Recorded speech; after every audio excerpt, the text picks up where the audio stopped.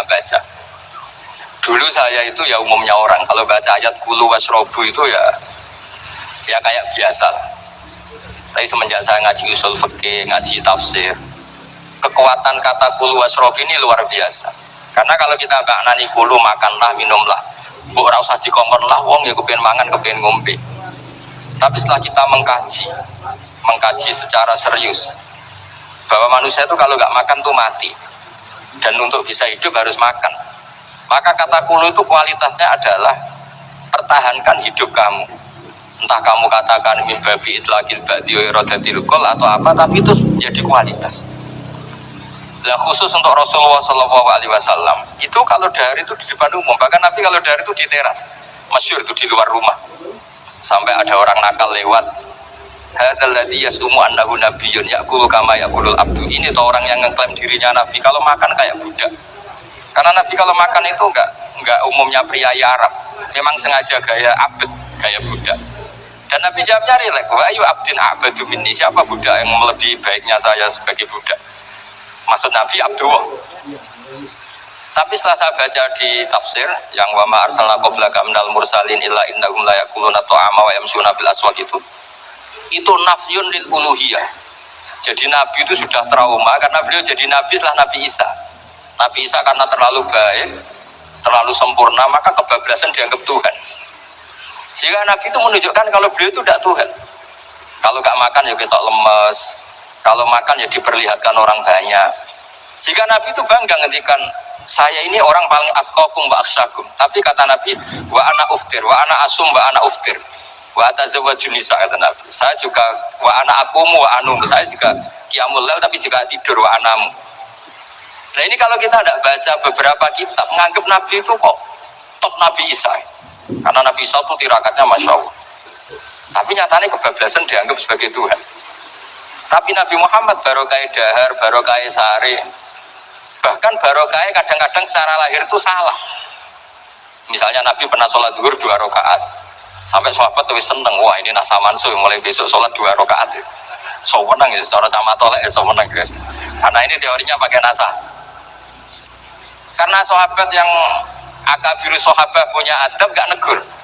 Tapi ketika Nabi sudah mau keluar sampai dalam, karena pintu masjid juga pintu dalam, ya Rasulullah aku siroti sholat amnasita. Ini pertanyaan Dzulyaden. Ini sholat model kosor. Maksudnya kosor di situ itu bentuk sholat sekarang 2 rakaat, bukan kosor bandingannya jamak, karena Nabi tidak musafir saat itu. Apa memang kau lupa? Kata Nabi kullu dzalika lam yakun, itu semua tidak terjadi. Tapi Nabi akhirnya kembali ke imaman, ke mihrab.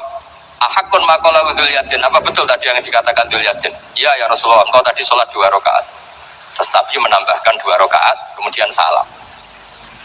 Dan setelah itu beliau ngendikan makuntu ansawalakin unas sali as-sunnah. Saya ini tidak lupa, tapi ditakdir lupa supaya bikin sunnah. Bahwa lupa ini caranya seperti itu.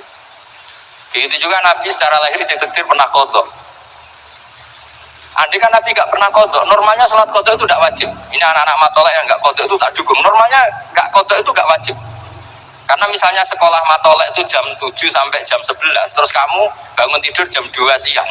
Sekolah itu kira-kira masih ada enggak? Enggak ada kan? Waktunya sudah habis, momentumnya sudah habis. Kalau subuh punya waktu, normalnya kalau momentum waktu subuh habis ya normalnya habis. Cara cakos yang pondok jam mangan wis entek wis ketinggalan wis ora oleh mangan kan. Nah, andai kan ini kata ahli hadis semua. Andai kan Nabi gak pernah qadha subuh, maka dikira kalau waktunya kelewat sudah tidak wajib. Tapi barokahnya Nabi nate qadha subuh, dan banyak santri yang niru qadhanya saja ini. Akhirnya ternyata Nabi itu nyuruh Bilal ya kayak adzan ke jamaah, terus Nabi sholat. Nah gara-gara itu terus semuanya ijma bahwa sholat ketika keluar waktu tetap wajib. Padahal momentumnya sudah hilang. Coba misalnya sholat kusuf, kalau sudah injalati samsu ya sudah ada usah sholat kusuf. Semuanya aturannya kan gitu. Sholat yang dari sababin wa waktin itu kalau momentumnya hilang kan kamu tidak boleh gara-gara lupa witir terus nanti witir habis subuh, tidak boleh, momentumnya sudah hilang. Nah ini yang di apa ya istilahnya, cara istilah qadhiyat itu, Syekh qadhiyat itu bahkan Nabi itu dikorbankan untuk jadi syariat. Loh lali ku isin, kiai lali wa isin, ini Nabi.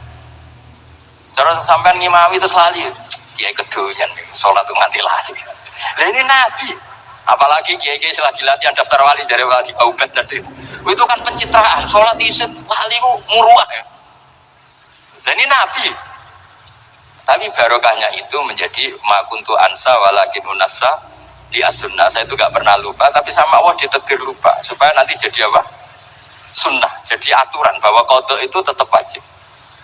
Nah, ketika kita baca Nabi itu yakulut to'ama apa kalau di Quran dibahasakan jamaah, makanya mereka protes malihakar Rasul yakulut to'ama wa yamsi fil aswad. Saya sampai sekarang tiap minggu itu mesti teng pasar, tapi ini tidak bisa ditiru wajan kalau mulai alit seneng teng pasar. Ini gue pelajaran betul, kadang ono wong pedagang badi 2.000 senenge ra karuan, badi 10.000 senenge ra karuan, kadang kene wis kiai salami templek 200.000 koyo sithik rugi lho. Jadi kadang-kadang memang kita dapat pelajaran itu dari hal-hal yang kecil. Makanya kalau sering cerita tentang bojoku, aku ngebis ora perkara zuhud, ora perkara waro. Mau butuh pelajaran. Bahwa ngebis ku yo seneng timbang mlaku, ora kok perkara waro, ora perkara zuhud. Kulo mboten nate zuhud ora perkara waro. Kulo seneng ilmu. Jadi menurut saya itu ilmu itu segala-galanya. Di teng pasar ana wong payu 10.000 seneng terus syukur kulo kadang isin. Kulo niku wis kiai, dianggap kiai top lah kamu. Sing salam tempel itu mulai 50.000 sampai 1 juta sampai 2 juta pun kadang. Tapi apa ra syukur pas 50.000 yo isin eling bakul pasar mau. Jadi dan itu Rasulullah sampai sepuh itu gitu. Beliau ketika sudah mengalami mafatih semuanya mafatih sudah mengalami Fathu Mekah. Itu kalau daharu gue tak suweneng. Karena ya daharu ngenteni lesu banget. Makanya masyhur itu beliau sama raja Mesir dikasih diantaranya dikasih Maria, itu yang diantara yang dikembalikan itu dokter. Kata raja, kenapa engkau disuruh kembali? Muhammad, dia masih jangkar dia karena dia ada Muslim. Muhammad itu gak pernah sakit. Ini karena utusannya raja yang tidak Islam tapi simpati. Kenapa? Tapi ditanya, kenapa engkau tidak pernah sakit? Kita ini komunitas kaum yang tidak makan kalau gak lapar, dan kalau sudah makan gak sampai kenyang. Barokahnya itu Nabi gak pernah sakit. Sehingga ini cerita-cerita saya tidak tahu detailnya, tapi yang jelas kalau di buku-buku memang Raja Mesir itu, Raja Iskandaria dulu istilahnya, itu tidak Islam ya, tapi saya tidak tahu terusannya, tapi masyhurnya begitu. Terus ketiga ini terakhir, contoh terakhir tentang pentingnya baca. Saya punya kitab Ithaf, sarahnya Ihya.